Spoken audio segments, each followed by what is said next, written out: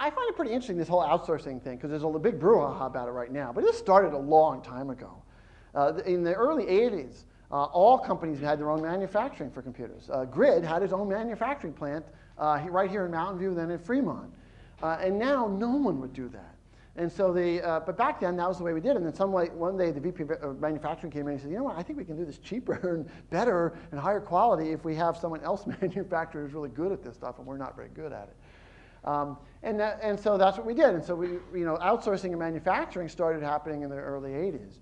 And now, of course, we're talking about outsourcing of support centers and software engineering and so on.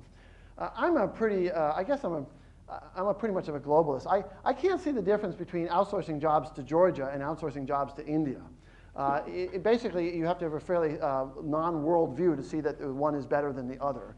And if people in India need the jobs and they're poor, I don't see any reason why they shouldn't have it. Maybe that sounds unpatriotic or something like that, but I kind of look at the world globally and I say, gee, those people need this work, and so do these people, but who am I to decide who in the world should get a job and shouldn't get a job? So that's an overarching philosophy on my part. The decision of whether you outsource, we don't sit around and go, should we outsource or not? No, it doesn't work like that. You say, hey, at this point in time, what's the best thing I can do? What's going to progress my goal the best? Where am I going to get the support? We sometimes bring things in, and sometimes we push things out. We've gone both ways. We outsource some of our design, but we've brought some of it back in. Some of the hardware engineering is out, some of it's back in. At any point in time, for an example, if a product is a fairly easy product to design, like you've done a bunch of them already, so we're doing a new PDA, it's fairly straightforward.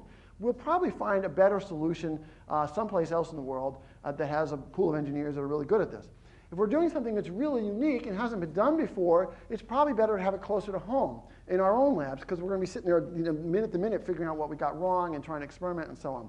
So as a general rule, we tend to have inside or closer to home the things that are most challenging and interesting, not interesting, but challenging, new. And as it becomes more of a commodity, then you can find more people and more places to do it, and you can reduce your costs and so on. So that's the general philosophy, and I don't think it's necessarily always going one way or the other way.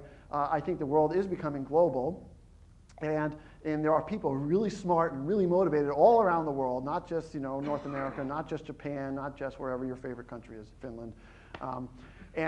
And so, let's just, don't fight that thing, just go with it. It's not like some evil plan to deprive people of someplace of something. It's just, it's just what it is. It's the globalized world, and there's very little you can do about it. And I think it's a good thing, actually. I'm not embarrassed by it at all.